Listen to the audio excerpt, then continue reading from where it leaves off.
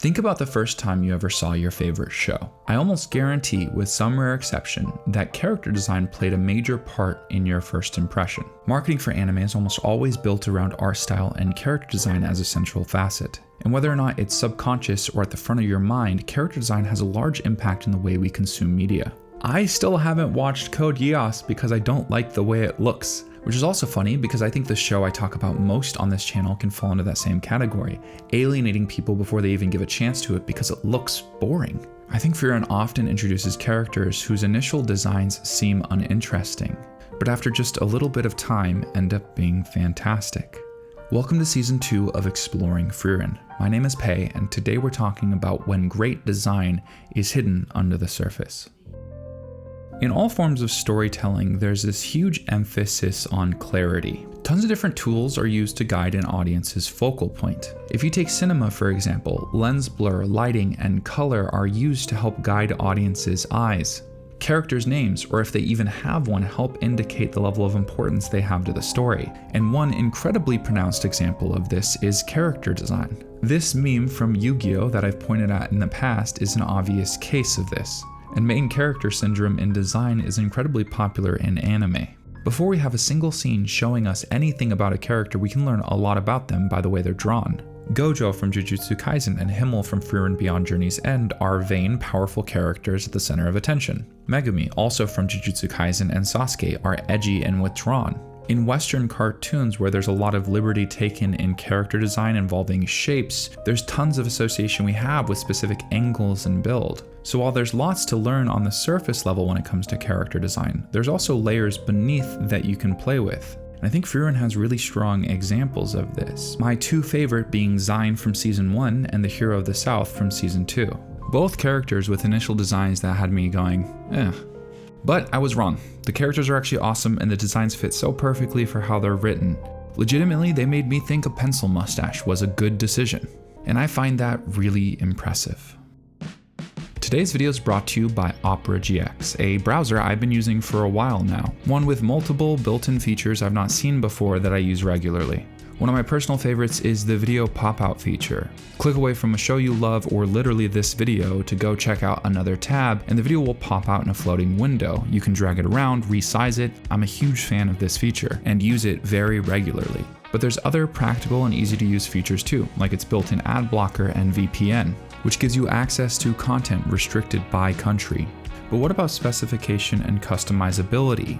If you watch this channel, you're likely a huge fan of anime, and built into Opera GX are ways to customize your browser to feel unique and specific to your passions and love. GX mods consist of dedicated wallpapers, background music, keyboard sounds, opening and closing tab sounds, custom UI, fonts, and many more. Customizing your browser has never been this accessible.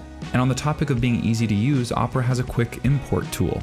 You'll be able to keep your browsing history, bookmarks, and cookies so you don't have to start on Opera from scratch. This includes stuff like logins.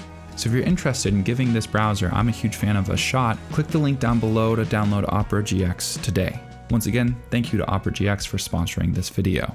Now let's get back to character design.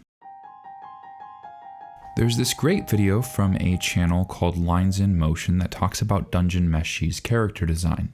In the video's introduction, they ask an important question.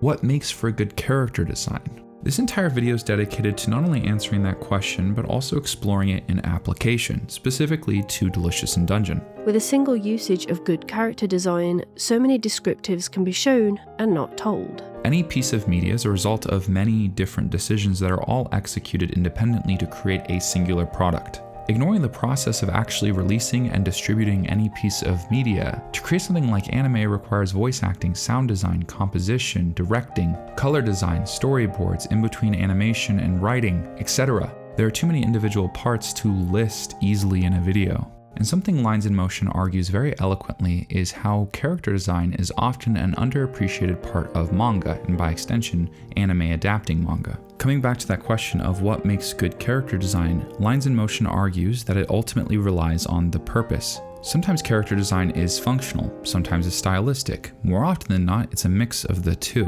The first example they point out is one that's highly functional, a character that goes into work every day in a pair of scrubs. To break away from that would get in the way of immersion. And in the vice versa, some of the most stylized character design we can see is in fantasy, because anime and manga are famous for distinct, stylized, recognizable character design. But that doesn't mean it always has to be flashy. Actually, today I'm arguing the opposite. One of my more popular videos on Frieren was specifically about the introduction of Zein's character in Season 1. Not only was he a personal favorite of mine because of the entire way his arc was explored and executed, but that entire fantastic experience was built off of my first impression of the character. I dismissed him as filler, a temporary character that would only be in the story for a short amount of time. And quick spoiler warning, while technically I was right, they did it in a way that I never expected. And I think a major component of why was because of his character design. In anime, there's often association with saturation and importance in a story. Bright, beautiful colors are assigned to characters who are more important. This is obvious with Himmel, Stark, and Fern. But Zein is given a different design. He has brown hair and is wearing clothes we've seen a lot in the story. Even another character who briefly shows up in the story, Kraft, is given more distinct features. But the main takeaway is that while I initially didn't like the design, it grew on me so much as the series went on. His aesthetic, proclivity towards smoking, and outstanding writing made me really fall in love with the character, and what I initially perceived as lackluster became subversive. Another great point that Lines in Motion made in their video that I think a lot of people intuitively understand is the more fantastical a story, the more liberty artists have in their design of characters. And I think that's why a lot of people initially are disappointed in Frieren's character design. One of my good friends who's a fan of cosplay mostly cares about shows based off of their design, and they find Frieren kind of unimpressive. What's kind of ironic is when people have actually cosplayed Frieren's characters, I think it transferred really well because it's a little bit more grounded and boring. I mean, as much as I like Fern's character, I don't find her outfit very interesting. But I think that's what makes Frieren's character design so different. While it feels minimalistic, especially compared to other anime, I think it's actually really good design.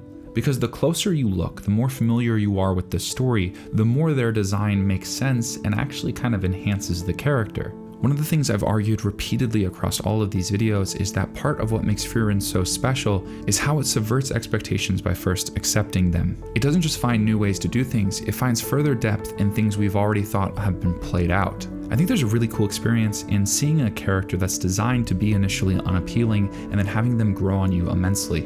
And there's a great recent example of this from the second episode of Frieren's second season. A character without a name, just a title, exists on screen for only 7 minutes. And in that brief period of time, I went from hating his character design to loving it. I made a whole video talking about the hero of the South, focusing specifically on how much he impacted the story despite only being on screen for 7 minutes. But a major reason why I made this video is because I love how my interpretation of his character design shifted in that 7 minutes.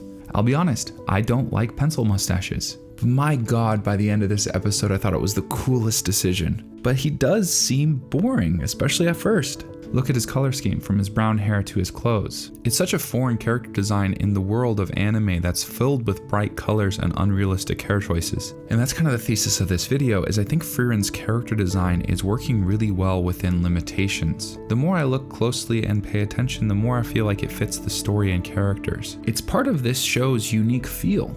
I can't think of a more averse reaction I've had initially to a character's design than I did with the hero of the South. Oh, but by the end of his story, there's something so charming about it all. And this idea doesn't just apply to Zein or the hero of the South. Even the designs I initially liked grew on me too. And part of what makes it so special is that I think this is a deliberate choice, hiding incredibly charming design under what might at first seem simple or boring, serving the story, plot, and more than anything, the characters themselves. Thank you for watching. If you enjoyed the video, go check out last week's or come back in a couple days.